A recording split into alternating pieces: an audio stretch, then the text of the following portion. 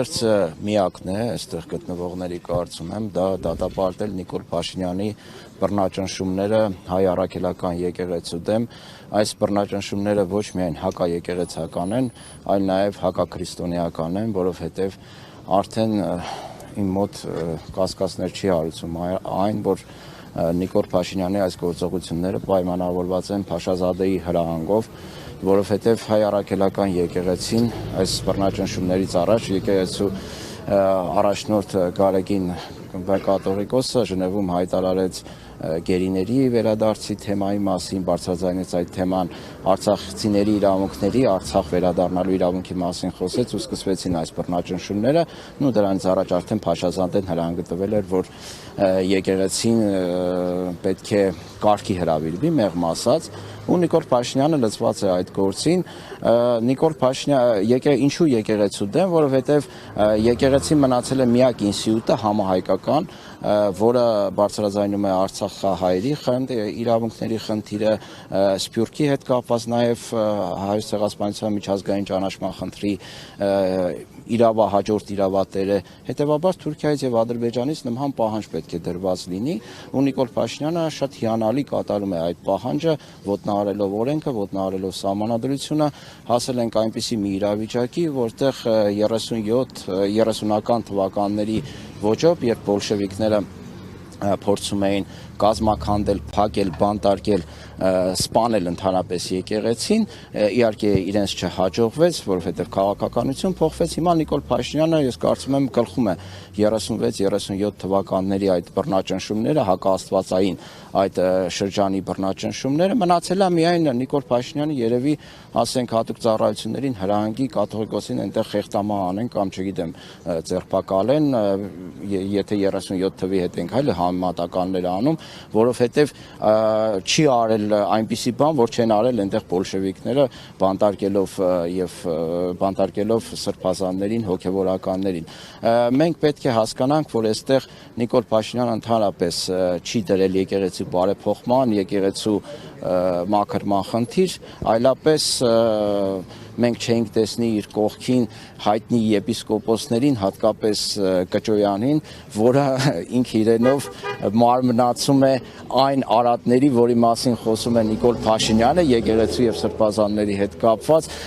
անգամ իր հայտարարությունները կան, ազգային ժողովում Բենթլի Սամո հաշվետվություն է պահանջում։ Ես ուզում եմ Նիկոլ Փաշինյանին հարցրել, արդյոք դուք այդ հանդիպման ժամանակ քո ասած Բենթլի Սամոյից հաշվետվություն պահանջել եք իր Բենթլիի հետ կապված, օֆշորային սկանդալի հետ կապված,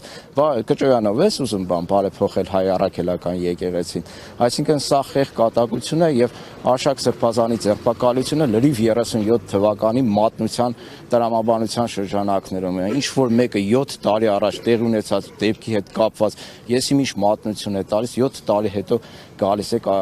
մարդ եք ձերբակալում։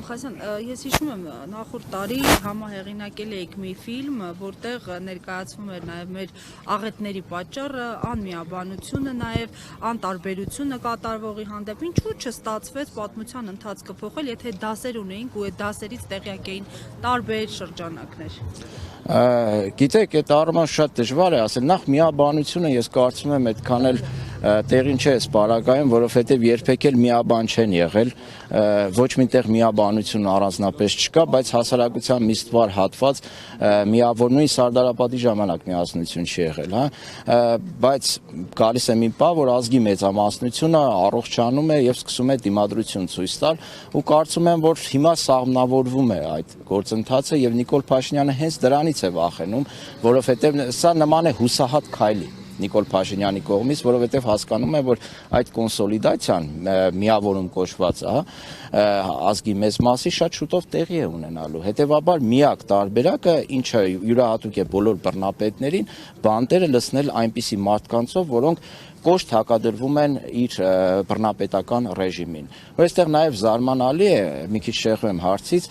միջազգային կառույցների, արևմտյան երկրների դեսպանատների, այն հասարակություն կոչվողների քար լռությունը, ձկան նման լռությունը։ Ես մեղմ եմ արտահայտվում զարմանալի ասելով, որովհետև հասկանալի է, չէ, իրենք պատվեր են կատարում, քաղաքացիական կոչվածները, որոնք նախկինների ժամանակ ժամանակ իրենց ճղում էին, տարբեր, ասենք ոստիկանը մի հատ փոքր հրում էր ինչ որ մեկին, միջև Եվրամիություն զեկույցներ էին գրում, դատապարտում էին, դեսպանատները, ասենք, մարդիկ էին ուղարկում, բանակցում էին, չգիտեմ, ասենք, մի հատ աղմուկ էր։ Հիմա որ 4 սրբազան ոչ մի բանի համար բանտարկված է, պլյուս այլ բանտարկյալներ, այլ թեմաներով քաղաքական հետապնդվողներ, ոչ մեկի ձայնը դուրս չի գալիս։ Ես հասկանում ես, որ սա իրականում մեծ պատվեր է եւ այս պատվերը սպասարկում են նաեւ այդ կառույցները, այդ քաղաքացիություն կոչվածը, նաեւ արևմտյան երկրների դեսպանատներն ու կառավարությունները։ Մենք Վրաստանում տեսանք, հա, ինչպես է այդ ամեն ինչը տեղի ունենում, ինչպես են իրենք աջակցում հակաժողովրդավարական գործընթացներին։ Հիմա Նիկոլ Փաշինյանը իրենց ձեռք է տալիս, իրենք էլ շատ հանգիստ աչք են փակում այս ամեն ինչի վրա, բայց եթե տեղը գա, Զելենսկի դեպքում ոնց եղավ, ասենք շահերը ոտնահարեց իրենց ներկայացրած մի անգամից շուտ կոռուպցիոն սկանդալ բան եղավ ի հայտ եկավ։ Հիմա Նիկոլ Փաշինյանի պարագայում նույնն է, հենց սկսի այդ երկրների Թուրքիայի, Ադրբեջանի նաև պատվերները չկատարել, մի անգամից կտեսնենք, թե Նիկոլ Փաշինյանը ինչ հրեշավոր դիկտատոր է եղել, մի անգամից կլսենք դատապարտումներ։